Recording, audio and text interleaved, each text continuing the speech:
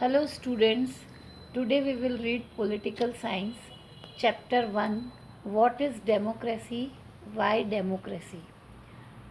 Democracy of the people, by the people, for the people. These are the lines जो आपको बहुत पहले से पढ़ाई जाती हैं. ये लाइंस बहुत कॉमन है. क्लास 9th में भी आपको पॉलिटिकल साइंस का चैप्टर 1 यही है. What is democracy? Why democracy? So let's begin. सबसे पहले देखते हैं डेमोक्रेसी क्या है. डेमोक्रेसी एक फॉर्म ऑफ गवर्नमेंट जहाँ पर देश के हर एक नागरिक को यह पावर है कि वो खुद अपना लीडर या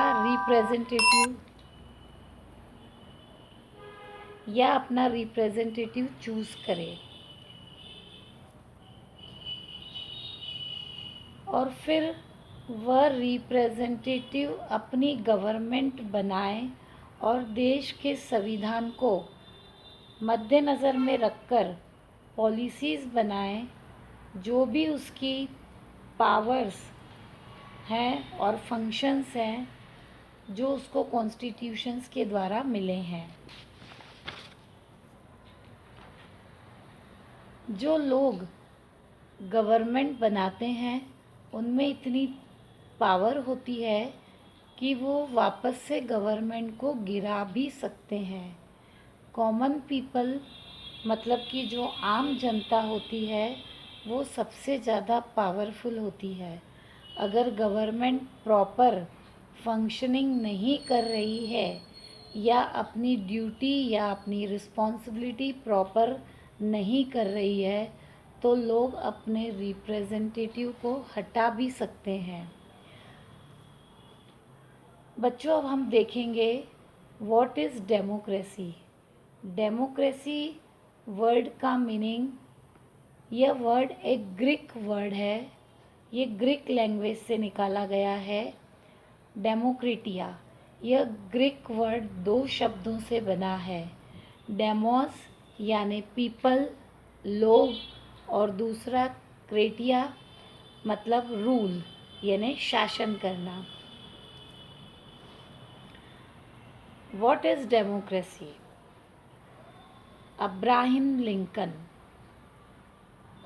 Lincoln one of the greatest president of USA, वो कहते थे कि डेमोक्रेसी एक गवर्नमेंट है जो लोगों के लिए, लोगों के द्वारा और लोगों की है. Government is of the people, by the people, for the people. Now students, we will read difference between democratic and non-democratic government. Democratic government representative द्वारा बनाई जाती है. नॉन-डेमोक्रेटिक गवर्नमेंट कोई भी व्यक्ति अपनी मर्जी से बनाता है जिसे हम तानाशाही भी कहते हैं. डेमोक्रेटिक गवर्नमेंट, इसमें फ्री एंड फेयर इलेक्शंस किए जाते हैं. वही नॉन डेमोक्रेटिक गवर्नमेंट में लोगों के द्वारा रिप्रेजेंटेटिव नहीं चुना जाता है. डेमोक्रेटिक गवर्नमेंट में सारे डिसीजंस इलेक्टेड लीडर ही लेता है और नॉन डेमोक्रेटिक गवर्नमेंट में नॉन इलेक्टेड लीडर्स डिसीजन लेते हैं. डेमोक्रेटिक गवर्नमेंट में लोगों को हक अधिकार रहते हैं गवर्नमेंट के पॉलिसी और एक्शन के अगेंस्ट में जाकर बोलने का. नॉन डेमोक्रेटिक गवर्नमेंट में कोई अपनी आवाज़ नहीं उठा सकता है. डेमोक्रेटिक गवर्नमेंट में बच्चों वोटिंग राइट्स भी दी जाती है, 1 वोट 1 राइट. वहीं नॉन डेमोक्रेटिक गवर्नमेंट में ऐसा कुछ भी नहीं है. Now next is features of democracy. अब हम फीचर्स ऑफ डेमोक्रेसी में देखेंगे. इसमें सबसे इम्पोर्टेंट है rulers are elected by people only. यहाँ पे लोगों को सारी फंडामेंटल राइट्स दी जाती है. सेकंड, इसमें सारे डिसीजंस इलेक्टेड लीडर्स के द्वारा ही लिए जाते हैं. Third, free and fair election. इसमें डेमोक्रेसी में फ्री एंड फेयर इलेक्शन होते हैं। Fourth, election in regular intervals, election timely होते हैं, एक फिक्स टाइम इंटरवल के बाद, जैसे कि इंडिया में हर 5वें साल में जनरल इलेक्शन होते हैं। 1 person 1 vote 1 value, 1 person 1 vote हम सब अच्छे से जानते हैं कि हर एक नागरिक का वोट होता है और वो हर एक वोट बहुत इम्पॉर्टेंट होता है। डेमोक्रेसी में राइट्स को रिस्पेक्ट दी जाती है और वो एक रूल है। नागरिकों को जो अधिकार दिए जाते हैं वो उनका अधिकार होता है डेमोक्रेसी में। अब बेटा हम पढ़ेंगे major decisions by elected leaders. एक डेमोक्रेटिक गवर्नमेंट वो होती है जिसमें peoples representative decisions making process में पार्टिसिपेट करते हैं। रिप्रेजेंटेटिव की सारी responsibility of all the decisions they made. ऐसे भी कुछ एग्जाम्पल हैं जहाँ पर रिप्रेजेंटेटिव का डिसीज़न मेकिंग प्रोसेस में पार्टिसिपेट नहीं करने दिया जाता है। ऐसे मोनार्की और डिक्टेटरशिप में ही होता है। मोनार्की यानी साम्राज्य, एम्पायर, किंगडम। अब बेटा हम पढ़ेंगे major decisions by elected leaders. Pakistan में पार्लियामेंट और गवर्नमेंट तो इलेक्शन के थ्रू ही बनती है, पर डिसीजन मेकिंग पावर किसी और के हाथ में होती है। इन अक्टूबर 1999 जनरल परवेज़ मुशर्रफ ने मोनार्ची और डिक्टेटरशिप का ही एग्जाम्पल दिया। उन्होंने डेमोक्रेटिकली इलेक्टेड गवर्नमेंट को हटाकर खुद को chief executive of the country बना लिया। उन्होंने 2002 में लीगल फ्रेमवर्क ऑर्डर इशू किया जिसमें प्रेसिडेंट के पास ये पावर थे कि कभी भी नेशनल और प्रोविंशियल असेंबलीज़ को हटा सकता है। सिविलियन कैबिनेट्स को नेशनल सिक्योरिटी काउंसिल देखेगी, जो कि मिलिट्री ऑफिसर्स के द्वारा तानाशाही में चलाई जाती है। सारे फाइनल डिसीजंस परवेज़ मुशर्रफ के ही होंगे। नेक्स्ट अब हम देखेंगे we have free and fair electoral competition.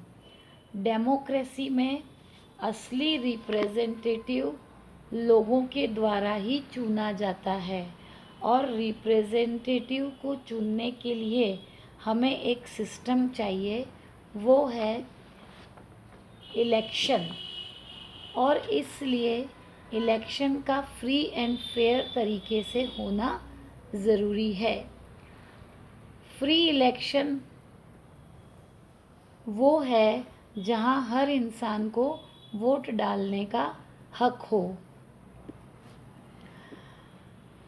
जहाँ हर नागरिक बिना किसी दबाव के अपनी मर्जी से किसी को भी वोट दे सके।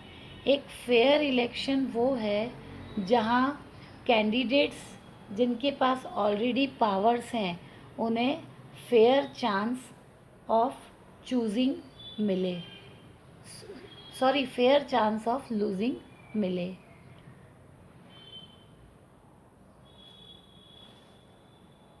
चाइना में हर 5 साल में इलेक्शन किए जाते हैं जिसे नेशनल पीपल कांग्रेस कहते हैं।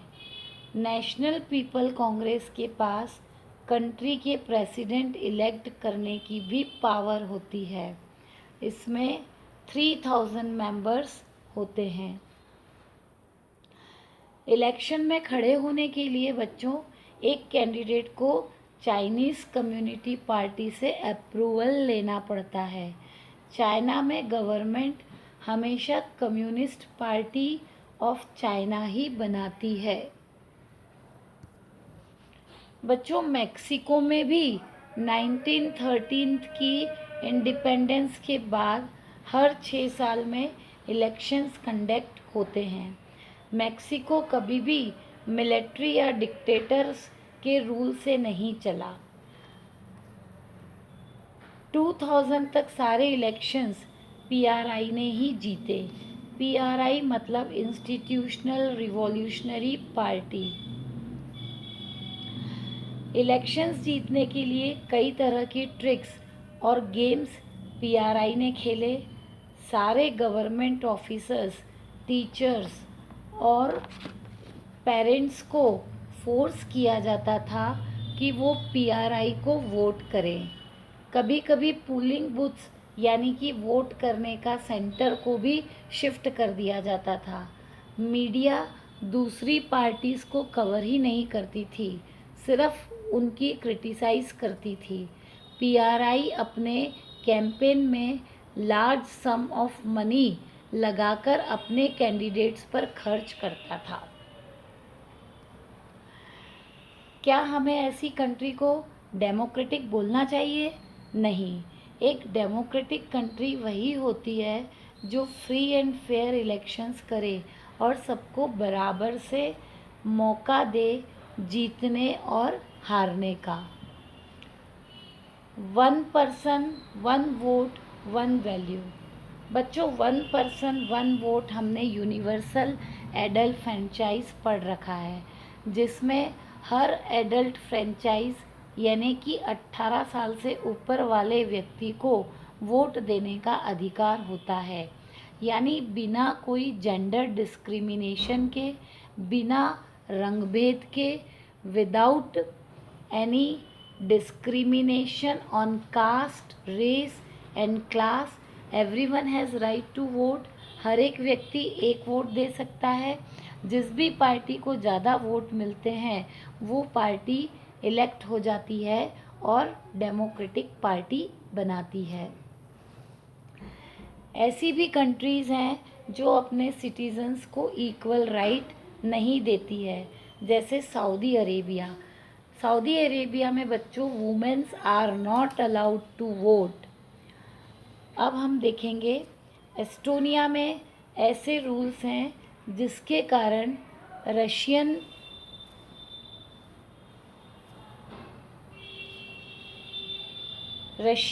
माइनॉरिटी को वोटिंग राइट्स नहीं दिए जाते हैं।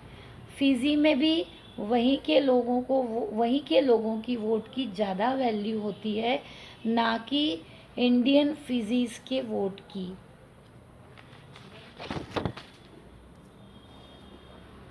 Rule of law and respect for rights. Her state को अपने सिटीजन्स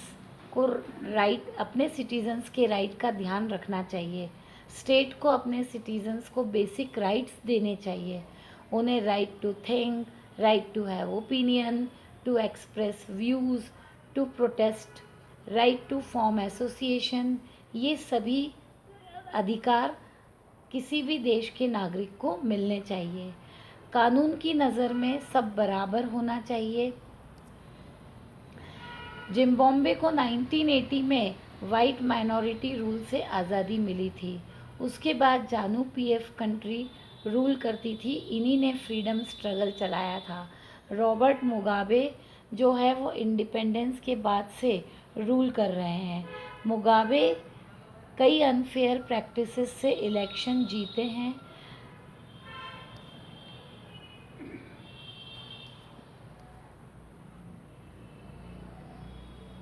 कई बार कॉन्स्टिट्यूशन में बदलाव आए।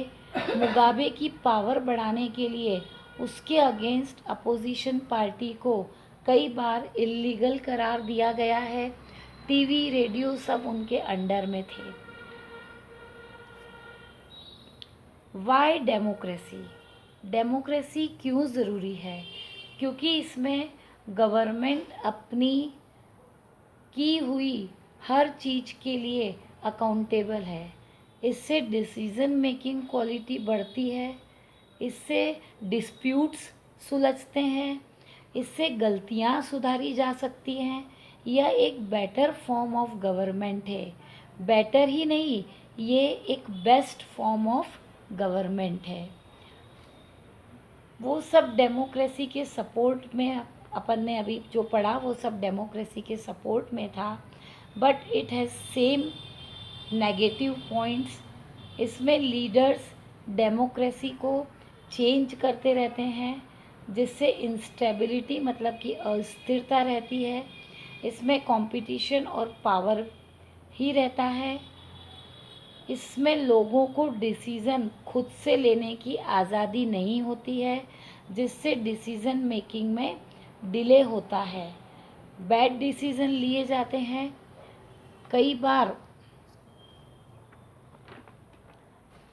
इसमें कंपटीशन होने की चांस होती है। कई लोगों को पता ही नहीं होता है कि क्या सही है और क्या गलत है। वो अपने लिए सही लीडर चूज़ नहीं कर पाते हैं। Next now we will read broader meaning of democracy. Democracy बच्चों बहुत बड़ी है। इसमें हमारे इलेक्टेड रिप्रेजेंटेटिव गवर्नमेंट बनाते हैं, और रिप्रेजेंटेटिव डेमोक्रेसी होती ही वही है जिसमें हमारे द्वारा चुने गए, इलेक्ट किए गए रिप्रेजेंटेटिव लेजिस्लेचर तक जाते हैं। बच्चों, अब हमारा ये चैप्टर ख़त्म होता है। अगर इसमें कुछ आपको डाउट्स हो तो आप मुझसे पूछ सकते हो। Thank you.